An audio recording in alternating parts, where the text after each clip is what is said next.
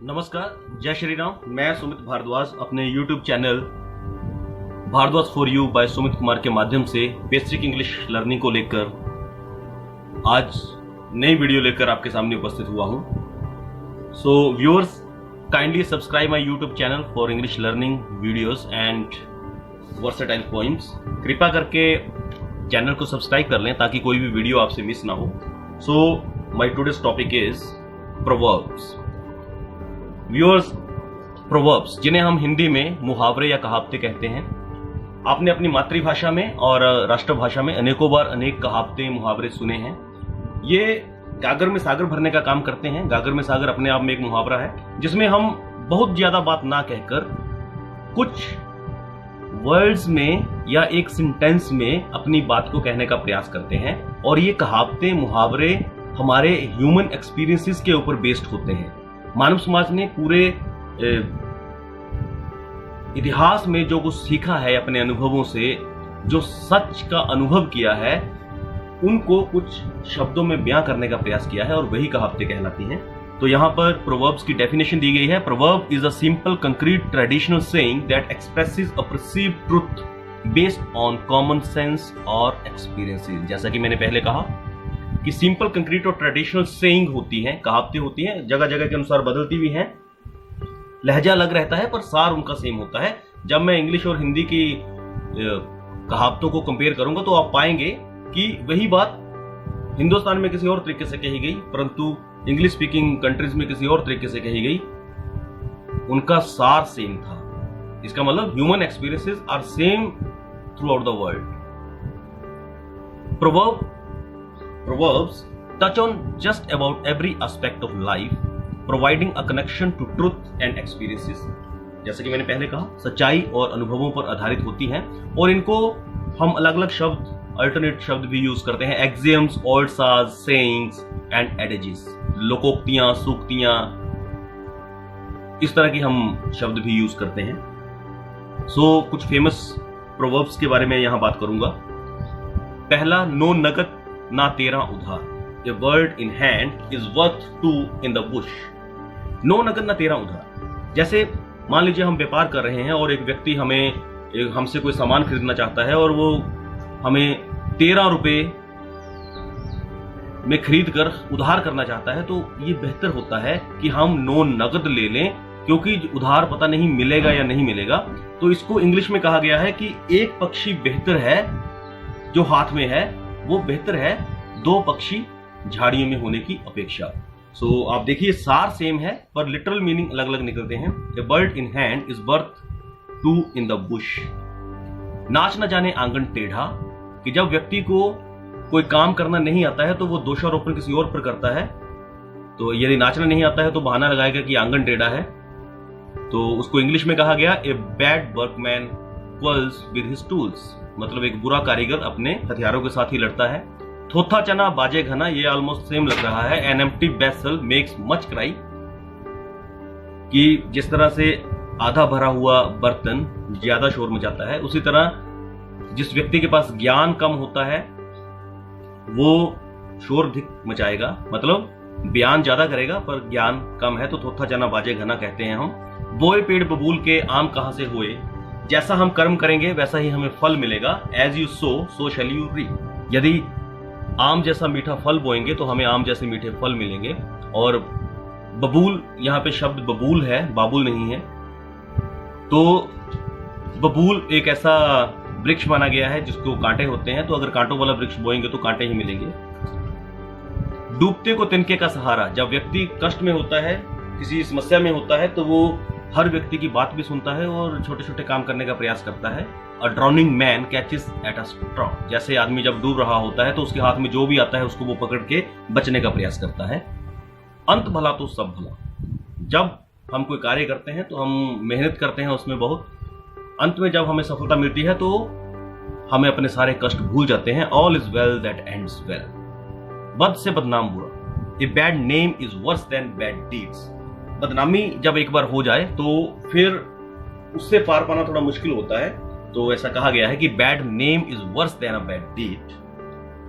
नीम हकीम खतरा जान, कि किसी भी काम की जब हमें नॉलेज नहीं होती, ज्ञान कम होता है, तो फिर हम उस काम को ढंग से नहीं कर पाते। जैसे एक डॉक्टर अगर नीम हकीम मतलब डॉक्टर, अगर डॉक्टर के पास ज्ञान पूरा नहीं होगा किसी बीमारी को लेकर तो खतरा बना रहेगा। A little learning is the dangerous thing. किसी भी काम की जिसका हमें पूरा ज्ञान नहीं है उसको हाथ नहीं डालना चाहिए। एक मछली सारे तालाब को गंदा कर देती है। A single Sinner sinks the boat. तो अब देखिए इंग्लिश में कहा गया कि एक व्यक्ति पूरी बोट को डुबा सकता है। तो यही कहा गया, एक मछली सारे तालाब को गंदा कर सकती है। दोनों का सार सेम है, अभिप्राय सेम है, पर लिटरल मीनिंग अलग अलग है। खाली बैठे शैतानी सूझे। जब व्यक्ति के पास करने के लिए कुछ नहीं होता तो उसका दिमाग शरारतों की तरफ अधिक लगता है। An idle man's mind is a devil's workshop.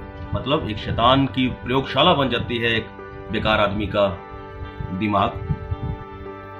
समय का धागा परवान, जैसे कि बड़े बुजुर्ग कहते भी हैं कि समय से काम किया हो तो व्यक्ति सुखी रहता है। जैसे कहते हैं ना कि 1 मिनट लेट हो जाए तो आदमी कई किलोमीटर पिछड़ जाता है। जैसे मान लीजिए आपने ट्रेन पकड़नी है और आप 1 मिनट लेट पहुंचे तो आप 1 मिनट की देरी नहीं हुई, वो फिर अगली ट्रेन पता नहीं कब आएगी, आप कब पहुंचेंगे, तो आप फिर 1 दिन लेट हो जाते हैं। और स्टिच इन टाइम सेव्स 9, कि समय पर लगाया गया एक धागा वो हमारा बहुत बड़ा नुकसान होने से बचा लेता है। हाथी के दांत खाने की ओर दिखाने की ओर। जिस तरह हाथी के दांत 2 दांत बाहर को निकले होते हैं वो सिर्फ दिखाने के लिए होते हैं और खाने के दांत अंदर होते हैं। तो इंग्लिश में कहा गया all that glitters is not gold. हर चमकदार वस्तु सोना नहीं होती। अंधों में काना राजा, अ फिगर अमंग सिफर्स। जैसे मान लीजिए कोई कक्षा है और सभी बच्चे 0 मार्क्स लेके आए हैं तो उनमें से एक बच्चे के 1 मार्क आ जाता है तो वो भी फेल, परंतु उसे अंधों में काना राजा कहा जाएगा, अ फिगर अमंग सिफर्स।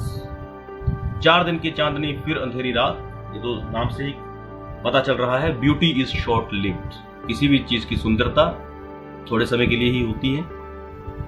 जो गरजते हैं वो बरसते नहीं। Barking dog seldom bite. जिस तरह जो बादल आते हैं बरसात के दिनों में और बड़े ज्यादा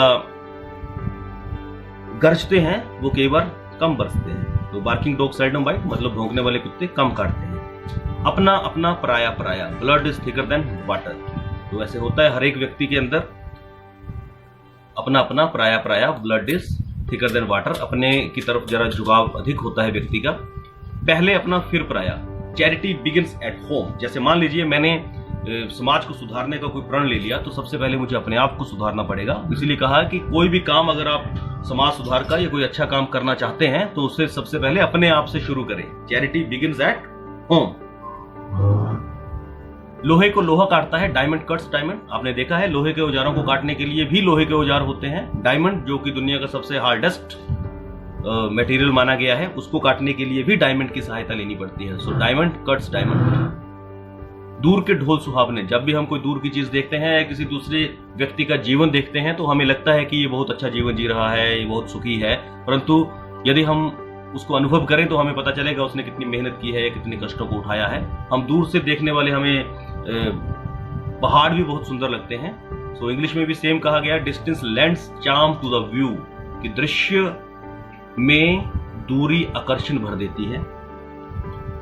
नेकी कर नेकी पा। अच्छा काम करोगे तो अच्छा मिलेगा। Do good have good. आप भले तो जग भला। यदि आप अच्छा सोचेंगे, अच्छा रहेंगे तो आपके साथ भी अच्छी चीजें ही होंगी, लोग भी आपके साथ अच्छा व्यवहार करेंगे। Good mind good find.